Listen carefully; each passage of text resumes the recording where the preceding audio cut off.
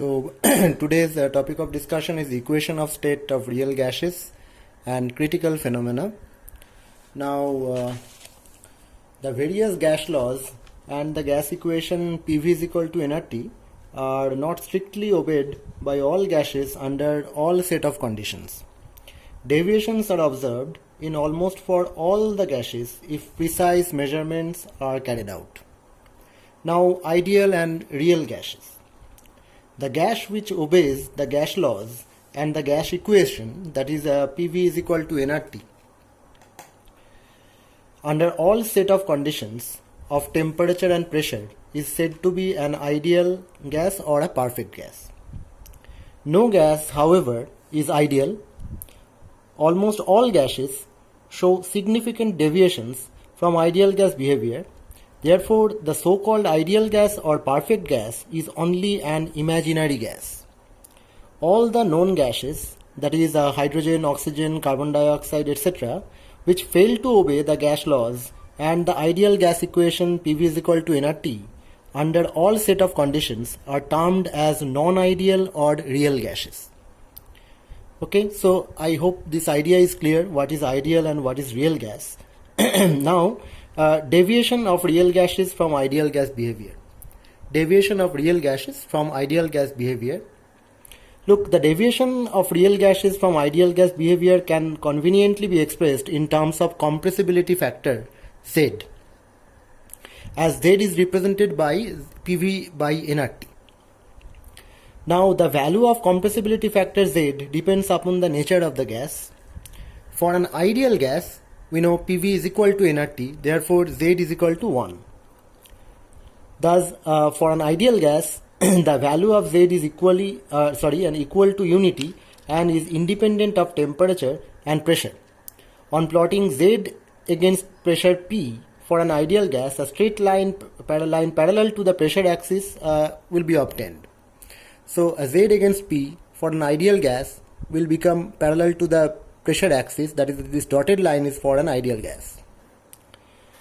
Now for a real gas, the value of PV is not equal to nRT. That is, for a real gas, PV is not equal to nRT. Therefore, the value of Z for a real gas is not equal to unity. It is either greater or less than unity. That is, either Z is more than 1 or less than 1. For a real gas, the quantity Z often exhibits both positive and negative deviations. In case of positive deviation, Z is more than 1, while in case of negative deviation, Z is less than 1. Okay, the deviation of real gases from ideal behavior depends upon two factors. One is pressure, another is temperature. Now we will discuss the effect of pressure and temperature on the deviation of real gases. Look, here we have two different curves. One we have taken the Z against P. In another curve also we have taken Z against P. Now this is a curve at a constant temperature at 300 K. But in this curve we are varying the temperature. Okay. So on plotting the value of Z against pressure for real gases at a constant temperature, that is this one, the curve of the type shown in this particular diagram. Okay, the figure shows the plots of Z against pressure for different gases like hydrogen, helium, nitrogen, carbon dioxide, all at 300 Kelvin temperature. From the curve shown in the figure, it is clear that the value of Z for these gases is approximately equal to 1 at very low pressure. At very low pressure, it is almost equal to 1. Real gases exhibit nearly ideal behavior at a lower pressure. Okay. Now at higher pressure, the behavior of these gases deviate from that of ideal gas. At higher pressure, you can see that it is deviating from the ideal gas line. At higher pressure, the behavior of these gases deviate from that of ideal gas. Hydrogen and helium show a continuous increase in Z. You can see that hydrogen and helium, this is for helium, this is for hydrogen, a continuous increase. So you can say that for hydrogen and helium, shows a continuous increase in Z and their curves lie above the ideal gas curve at all higher pressure. At all higher pressures. Okay. Now for nitrogen, you can see the graph that is for nitrogen and for carbon dioxide. For nitrogen, the value of Z first decreases. You can see for nitrogen it is initially decreasing. That is Z is less than 1 up to a pressure approximately 200 atmosphere, and then increases, that is Z is more than 1. Carbon dioxide shows a maximum dip in the increase, that is Z is greater than 1. Carbon dioxide shows a maximum dip in the curve at about 100 atmosphere. It shows negative deviation up to about 550 atmosphere approximately. Beyond this pressure, the curve lies above the ideal gas curve and it shows a positive deviation, that is Z is more than 1. Okay. So what is the effect of temperature on deviation of real gases? This curve shows that how the deviation takes place with the different temperature range. Now the plot of Z for nitrogen gas at 200 K, 500 K and 1000 K shows deviation from ideal gas behavior and is more pronounced at lower temperature. More pronounced at lower temperature. You can see that the deviation is more pronounced at the lower temperature range. The deviations become lesser and lesser with increase in temperature. With increase in temperature, the deviation becomes lesser and lesser. It is going very close to the ideality. At 200 K, the curve shows maximum dip. You can see at around 200 K, the maximum dip is there. The curve shows maximum dip. At this temperature, the deviation both on negative and positive sides are maximum. At 500 K, the dip decreases and the deviation on both sides are comparatively less. At 500 K, you can see that deviation is comparatively less. At 200 K, the deviation was more in both the sides. But at 500 K, the deviation is less in both the sides. At 1000 K, the dip vanishes completely and the curve is almost a straight line lying above the ideal gas curve. So at 1000 K, you can see that the deviation is almost gone. It is almost parallel to the ideal gas line. A mild deviation is there, but no negative deviation is found. It's almost parallel to the ideal gas line, but a slight positive deviation is there. Okay, so at lower pressure and fairly high temperature, the behavior of real gases is almost similar to that of an ideal gas, and they obey the ideal gas equation PV is equal to nRT. So I hope you understand this part.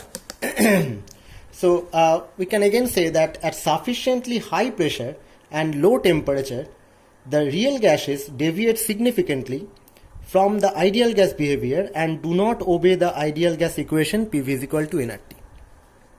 So it is very clear that that what is the temperature and pressure requirement is there for a particular real gas to behave ideally. So the difference between the real and the ideal gas is clear from this particular discussion, and how the compressibility factor is changing against the pressure at a constant temperature and at different temperatures has been shown in these diagrams.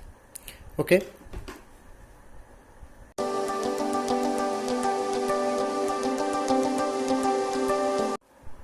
So it is very clear that the real gases will obey the ideal gas equation only at high temperature and low pressure. Okay, now what about the van der Waals equation? Now according to the kinetic theory of gases, it is considered that there are no attractions exist between the individual molecules present in a container of gas, and the second assumption is that the volume of the molecules are negligible with respect to the volume of the container. but the van der Waals equation modifies the kinetic theory of gases, disproving the following points: that the force of attraction between the gaseous molecule is negligible. Actually, the force of attraction exists between the molecules. And the second point is the volume of the gaseous molecules is negligible as compared to the total volume of the gas. This is also not acceptable, because the molecules have their own volume. Okay, so the volume of the molecules negligible with respect to the volume of the container. This is not actually acceptable. So these two things, or these 2 points, were modified in van der Waals equation. Now here you can see that we need to correct two separate things. One is the volume, another is the pressure. Now what is the volume correction? You can see that V real is equal to V minus B for 1 mole of gas. Now what is B? B is actually the volume of the gas molecules. Here you can see that in ideal case the molecules are very the volume of the molecules are negligible with respect to the volume of the container. But in reality the volume of the molecules are not negligible with respect to the container. So here you can see that the size of the molecules are quite appreciable, and therefore their volume, that is the volume of the gas molecules, are actually not available for the free movement of the gas molecules. So real gas volume is actually V minus B, that is B, where B is called the excluded volume. Excluded volume means the volume of the gas molecules of their own. So you cannot include the molecular volume as a volume available for the free movement of the gas molecules. So only the volume that is available for the free movement of the gas molecules should be calculated in this way, that is the volume of the container minus the volume of the gas molecules. That is the volume which is actually available for the free movement of the gas. So the V real, or the real gas volume, should not be the volume of the container. It should be V minus B, that is the volume without the volume of the gas molecules. So for 1 mole of gas, the V real is equal to V minus B, where V is the volume of the container and B is the volume occupied by 1 mole of gas molecules. That is called excluded volume. So that is the volume correction. So when you are applying the real gas volume, you have to consider V minus B, not V. Now what about the pressure correction? According to the kinetic theory of gases, we have considered that there are no attractions exist between the gas molecules. But in reality, the gas molecules attract one another. Now let us consider this is a container where we have plenty of gas molecules. Now if one gas molecule is present in the bulk, then it should be surrounded by many other gas molecules from all possible directions. So if there are force of attraction exists between the molecules, then this particular molecule will be attracted from many molecules from all possible directions. Therefore the net force of attraction will balance, or that means the net force of attraction will become zero, because forces in all directions, they will balance one another. Therefore the net force on this molecule will be zero. But if a molecule is present at the very close to the wall of the container, then it will be attracted by other molecules from the back side, but not from this side. Therefore a net force of attraction will exist, and the net force of attraction will drag the molecule behind. Therefore the pressure at which it was supposed to strike the wall of the container will be reduced. So the original pressure, actually the pressure exists just because of the molecular motion. The molecules will collide with the wall of the container and they will generate a pressure. But if we have a backside drag, then the actual pressure will be lesser than that of the pressure in absence of the molecules in the backside. Therefore, due to the presence of the molecules in the backside and their attraction, the molecular pressure will be reduced. So the real pressure will be actually the ideal pressure plus the small p, where small p is the pressure correction. Now pressure correction because of the attractive forces operating from the backside. So small p is the pressure loss by the gas molecules due to attractions. Now remember one thing, that is the pressure loss is actually square of the density of the gas. Now what is the density? Density is the number of moles of gas per unit volume. So N by V is the density of the gas. So pressure correction is proportional to N by V whole square. Here N by V is the density of gas. Now if you remove the proportionality sign, then you have to add a proportionality constant that is equal to A N square by V square. Now A is a constant which is a van der Waals constant. Okay. So the pressure, that is the real gas pressure, should be equal to ideal gas pressure plus pressure correction, and the pressure correction is equal to A N square by V square. Therefore P real is equal to this.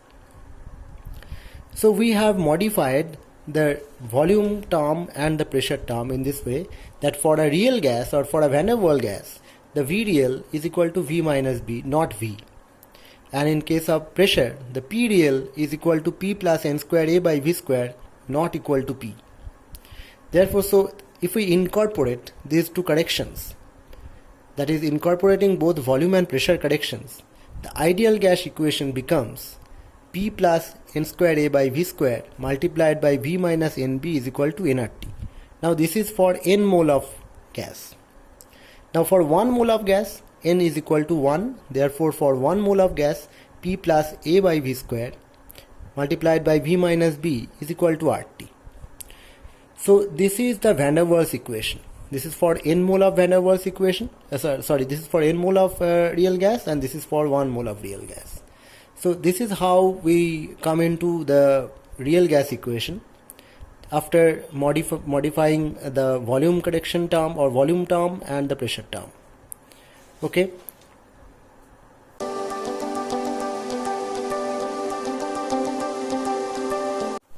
So the validity of van der Waals equation and calculation of critical constants. Now a critical examination of the van der Waals equation is made to ascertain the extent it corresponds to the experimental observations. Now the PV isotherms are plotted at different temperature and are compared with the experimental PV curve, that is Andrews curve. Now the dotted lines are actually the Andrews curve. Okay. Now for carbon dioxide, this curve is actually for carbon dioxide. Now for carbon dioxide, the bold line represents the theoretical curve. Okay, the bold line, that is the black lines, are indicating the experimental curves. Okay, the bold lines indicates the theoretical curves, and the broken line, that is the broken blue lines, are indicating the experimental curves. Now it is very clear from this particular diagram that at a higher temperature, you can see that at a higher temperature like 36 or 48 or 100 degrees Celsius, the theoretical and the experimental curves coincide, nearly coincide. That is the dotted lines and the bold lines, they are nearly coinciding with one another. And the van der Waals equation is satisfactory. But at a lower temperature, you can see a significant divergence is there.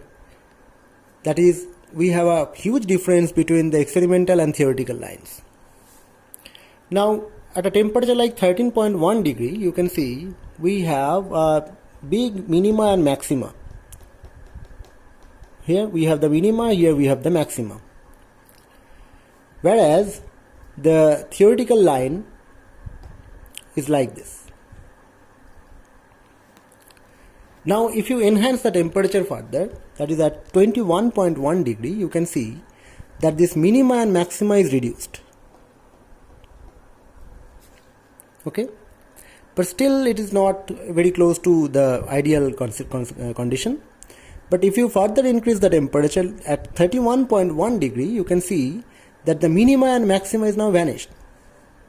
Rather, the minima and the maxima, you can consider that their coalesce with one another at the point C, where C is called the critical point. So at critical point, the maxima and minima will overlap with one another and this slope will become a plateau. So it's a plateau line here. So the critical point is a point where the minima and the maxima will coalesce with one another. So at this point, it is also called the point of inflection.